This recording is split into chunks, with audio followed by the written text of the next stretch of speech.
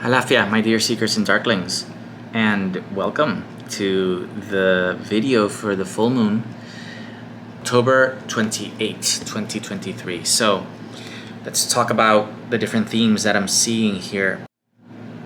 So a few things that are coming to me as I am just looking at the chart.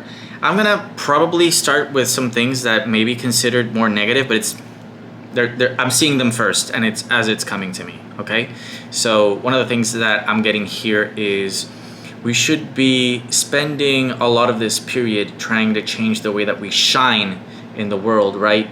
Or shining because of the inner work that we've been doing, digging deep into our secrets and changing the way that we communicate with people, especially the way that we communicate when in context of asserting ourselves or of aggression, fighting with others. But most likely the way that we are going to do this, or the way that we are going to express these changes, is by being nitpicky and perfectionistic. We're probably going to use practical, observable, measurable mistakes that others have made, either to push ourselves forward, right? Using them as example, using them as fuel, or by comparison, being like, I am better because I don't do insert mistake that anyone we consider an enemy or competition may have done in some time recently, or especially around this day. There's an especially marked propensity for, let's say, limiting intuitions, okay? Intuition of flaws and things that aren't exactly working right, or are misguided, or confused, or just plain wrong in ourselves or other people, but especially in other people, seeing the configurations that I'm seeing, and a hard time using these insights that we're gaining about ourselves, or about, you know, the deep machinations of our personality, of our emotions, to change the structures of our lives, to change our careers. It's really hard to make that inner shadow work serve us at a professional level, especially, or at a reputational level. But it is really easy to use it to just like slap someone in the face for being mediocre, or for making mistakes, or for being sloppy, or for that sort of thing. I'm seeing a lot of that. I'm seeing a lot of also stubbornly refusing to change, trying to move forward, grow, learn by resisting any sort of push toward radical transformation, and instead like digging in our heels so we can stick to our values, stick to the way that we relate to the material world, to our bodies, that sort of thing. Because we're still in the middle of a process of reviewing our values, reviewing our health, reviewing the way that we relate to matter. Okay? So we're probably not gonna feel ready to actually try something new and radical that's like going out on a limb and totally different from what we're used to, or a big departure from our usual values, because we're not done revising our values. We're not done revising our relationship to matter. We're not done growing through material means. It might seem paradoxical to Western people, because there's something here about growing in philosophical terms, growing in religious terms, growing in intellectual terms, but through the earth, through our bodies, through physicality itself, rather than through the use of the intellect, rather than through the use of a detached mind. No. This is more about growing, getting lucky, succeeding, getting ahead by applying values that we already have, using resources that we already have, or digging deeper into the relationship that we have with matter already. Okay? But that being said, we're trying to use that, we're trying to do that so that we change the way that we fight for what is ours, so that we change the way that we have fun, that we enjoy ourselves, that we communicate with people, and especially that we communicate in a competitive setting or in authentic ways is another way of presenting that. It's also looking like it's gonna be really hard relating to others in a way that is practical, useful, detail oriented, because we are having to trace our steps back spiritually to, this could be a day of a lot of deja vu. But we should be reviewing things like old visions that we already had, or the content of dreams that we didn't have today, but maybe a few days ago, a few weeks ago. Reviewing those things rather than getting new intuitions, more like, oh, this thing that is happening or this exchange that we just had reminds me of a thing that I dreamt about like a week, 2 weeks ago, something along those lines. A few days ago, whatever amount of time it is, it happened in the past. It isn't happening on this day. And then the last thing that catches my eye here is precisely, it's another opposition, right? So I've already talked about at least 2 of the major oppositions that I'm seeing here. But the other opposition that's really worth talking about is this propensity to be nitpicky as a way of sticking it to the man, or like showing someone who's boss, arguing with someone, asserting yourself. It's likely a toxic behavior that we will engage in to avoid approaching spirituality, intuition, creativity in a more disciplined and consistent way. Like, instead of working on our art, instead of working on being a better psychic or being better at interpreting dreams, we're criticizing other people for the way that they do art, or the way that they do psychic work, or the way that they interpret dreams, instead of getting better at it ourselves. I am really glad that I am recording this, so that I do what this chart is showing me that I should be doing, rather than that toxic, because hand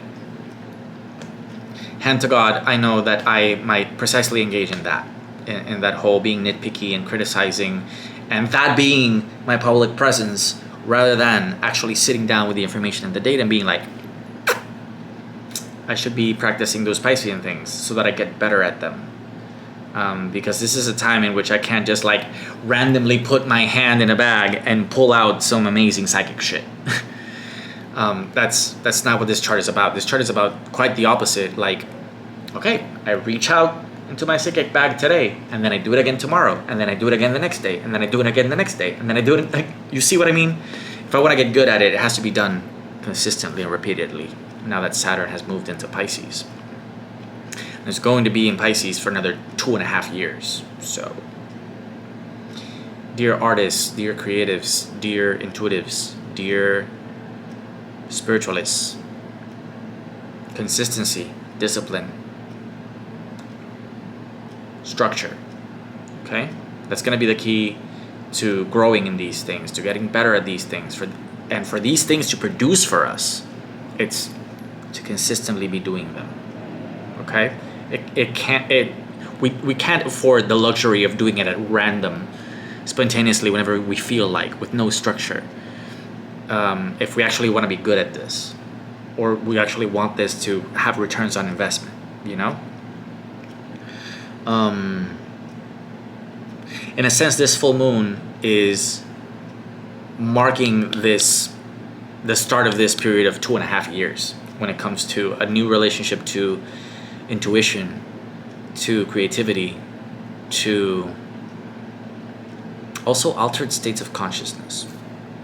Something that I'm gonna take note of in private as well. I want to start with noting where the sun is at, right? Because that's one half of a full moon. The sun is currently about 5 degrees away from Mercury, which is right at the edge of no longer being conjunct, but still being conjunct. And Mercury is pretty much exactly conjunct Mars. All three of them in Scorpio. Now, Mercury in Scorpio is not that great. It's not one of the worst places to have Mercury, but it's not exactly a great place to have Mercury either, because you see, it does a better job in air signs or earth signs, right?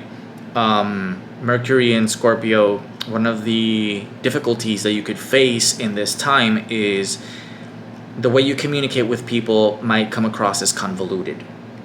Instead of straight up telling people what you're thinking about, what you mean, you speak in code.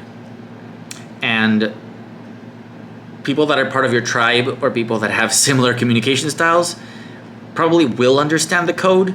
Maybe can't explain why they understand the code, but will. And people that have different communication styles will be like, why can't you just tell me what you mean? Why can't you just...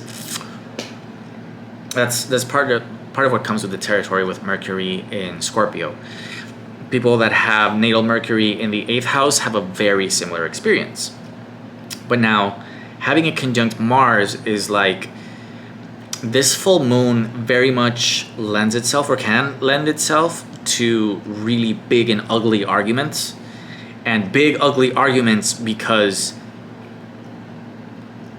either you're saying something that the other person does not want to recognize in themselves. You know, there's something there about revealing secrets that people are not ready to hear. Or precisely of like, instead of being straightforward, instead of being assertive in an open and clear and visible way, instead you're saying things, but the things that you're saying have a hidden meaning rather than actually speaking your mind, right? In a clear and concise way. But with the sun part of this conjunction, it is likely to be something along the lines of revealing things that either people that you're speaking with don't think should be said out loud or should be talked about so openly and so candidly, and you're just like, let's talk about, the pink elephant in the room, and everyone's like, no, don't talk about the pink elephant. That's more of what I'm seeing there with those conjunctions. But as if to make matters worse, the opposition isn't just to the moon in Taurus, which very stubborn sign, but it's also that moon in Taurus is conjunct Jupiter in Taurus, Jupiter retrograde in Taurus. So behind the scenes, behind the curtain, right, there's this process going on for a lot of us where we are emotionally unraveling, untangling our feelings to figure out more about our values, or using our values to understand our feelings better. It's either using our feelings to understand our values, or our values to understand our feelings. And there's something here as well of like retracing our steps in a relationship with matter, with our bodies, with our material possessions. And just as we've maybe made some progress, we've made some headway, we've figured out a few things, learned a few things, someone comes at us and is like, hey, but what about this thing that you're totally trying to ignore because it makes you feel terrible? Or like you're totally trying to ignore because it makes you look guilty. And the crazy thing about it is, with this opposition, a lot of us will feel tempted to do either or.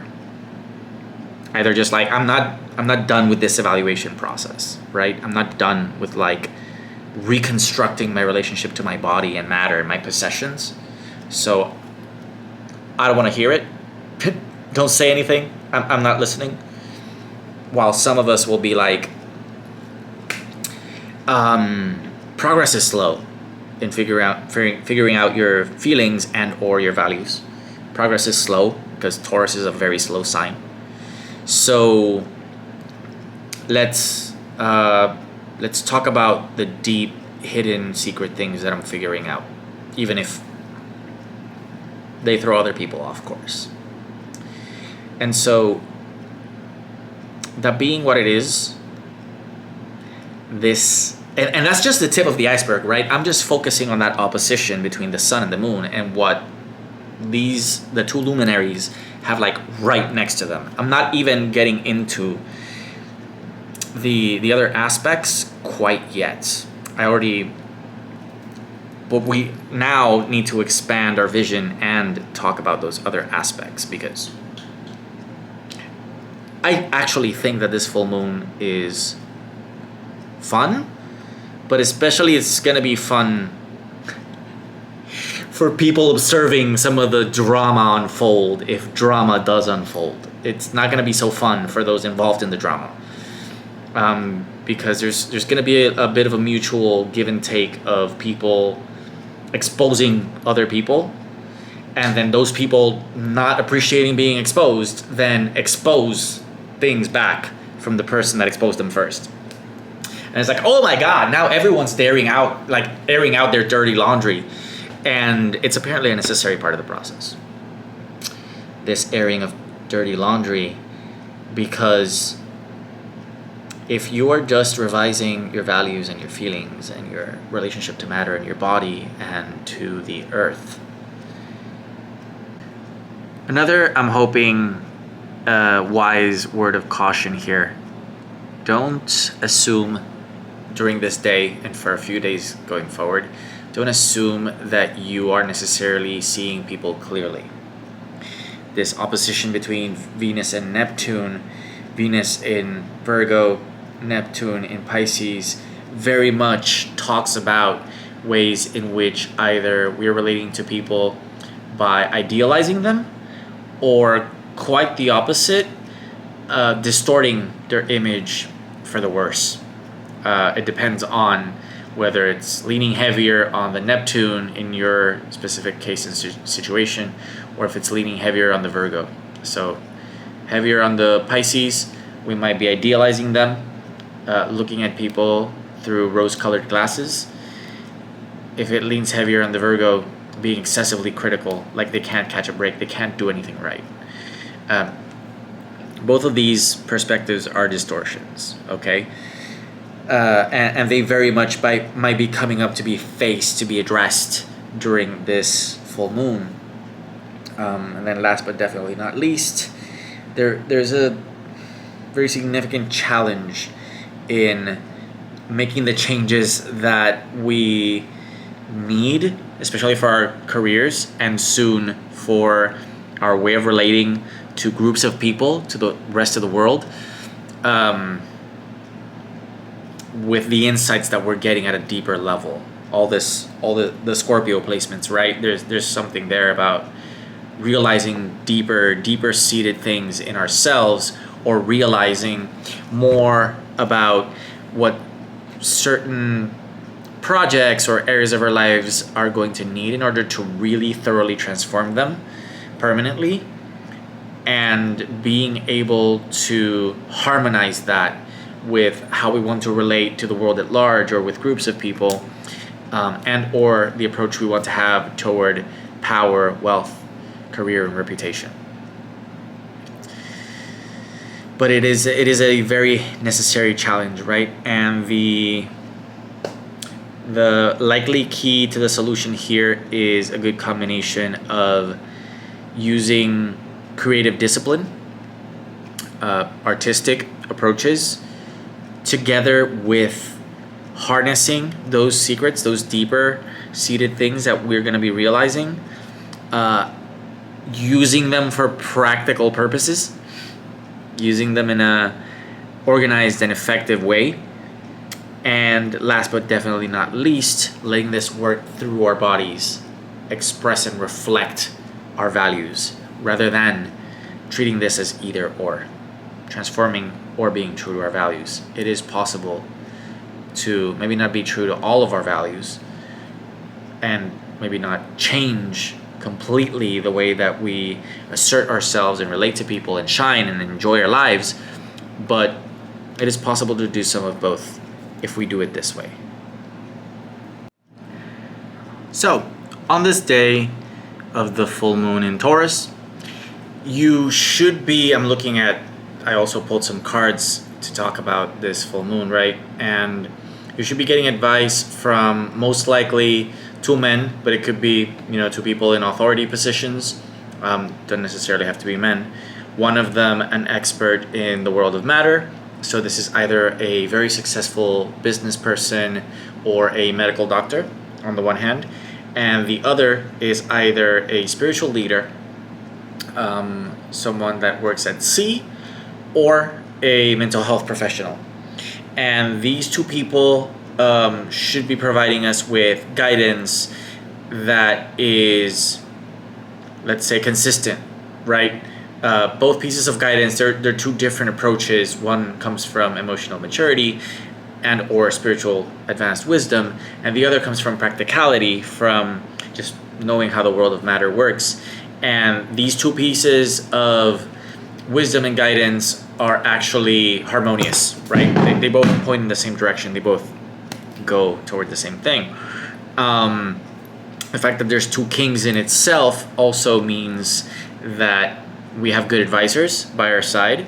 So pay attention to whatever guidance you might be given during this time, and you might find the right words or the right way of thinking about a problem so that you can resolve a conflict, a long-standing conflict that you've most likely internally had with yourself, right? Now, there's a lot happening this full moon, and I very much want to encourage you to stick to the higher ground, stick to, trying to move your own interests forward rather than being critical of those around you that you might find are not really getting it right, not really doing it the way that they should. Because a lot of the aspects, that's what they're pointing to. We should be working on our health, on our careers, on our all these materially important things, and we might instead choose to expend our energies telling someone else how they're going about it the wrong way, when we should be, doing things right on our end for our reasons, on our situations, our matters. Hope you have a wonderful weekend. Hauna Huna Riv for those of you who celebrate the Celtic festival of Samhain, and